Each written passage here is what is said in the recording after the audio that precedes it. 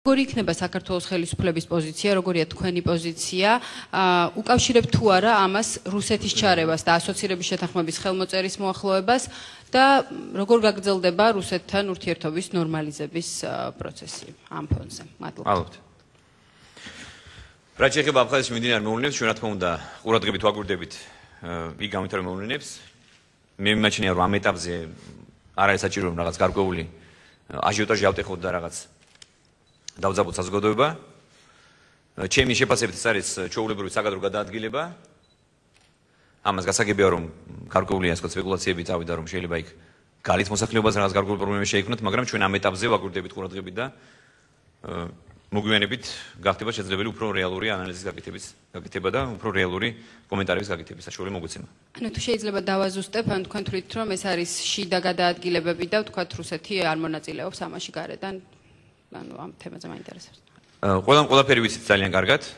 ის რაც ხდება აფხაზეთში, მე მგონი ძალიან ღიად არის დეკლარირებული და ყველამ კარგად ვიცით როგორც რა პროცესი მიმდინარეობს აფხაზეთში, ეს არის გადაადგილება და ჩვენ დაველოდოთ. ჩვენ რეალურად დავიწყეთ აფხაზებთან, ჩვენს ძმებთან და ჩვენს ასევე ოსებთან შეერიგების პოლიტიკა. ჩვენ იცით რომ აბსოლუტურად შევცვალეთ ის რიტორიკა, რომელიც ზენახელსფლობას ჰქონდა ჩვენს მოძმე ასე ვთქვათ აფხაზებთან და ოსებთან.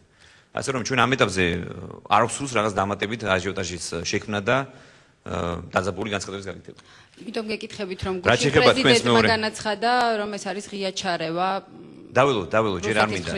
ამას შეიძლება დადასტურება, ამას შეიძლება დაკვირვება, ამას შეიძლება სწორი ანალიზი. მე არ მსურს ნაჩქარევად გავაკეთო კომენტარი ამ თემაზე. რაც შეეხება თქვენს მეორე შეკითხვას, აპირებს თუ არა რუსეთი ჩარევას ავცირების ხელშეკრულებაში, ჩემი ინფორმაციით და ის რაც მე არაერთხელ მithქვამს, რუსეთი არ აპირებს ჩარევას, პირიქით რუსეთის ოფიციალურმა ხელისუფლებამ დაადასტურა რომ ისინი არ აპირებენ ჩაერივას, რუსეთი არ აპირებს ჩაერივას საქართველოს ავცირების ხელშეკრულების ხელმოწერის პროცესში და შესაბამისად ჩვენ ამ ეტაპზე ვერ ვხედავთ ვერავითარ ნიშანს რომ რაიმე გართულებაც უნდა ველოდოთ. ანუ არ უკავშირებთ აფხაზეთის მოვლენებს და ასოცირების შეთანხმების ხელმოწერის მოახლოებას. არ უკავშირებ. პირიქით მე მიმაჩნია რომ ჩვენ ვაგრძელებთ კონსტრუქციულ პოლიტიკას, რომელიც ჩვენ დავიწყეთ 2012 წლის საპარლამენტო არჩევნების შემდეგ.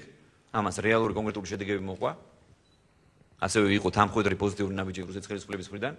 მე გულისხმობ იგი რუსეთის ბაზრის გახსნას, სულ რაღაც 10 დღის წინ კიდევ გაიხსნა ბაზარი სორცინების დამატებით პროდუქტებისთვის და მიმაჩნია რომ ეს პოზიტიური ნაბიჯები და ის მცდელობები, რომელიც ჩვენმა ხელისუფლებამ განახორციელა, არის რეალური შედეგის მომცემი.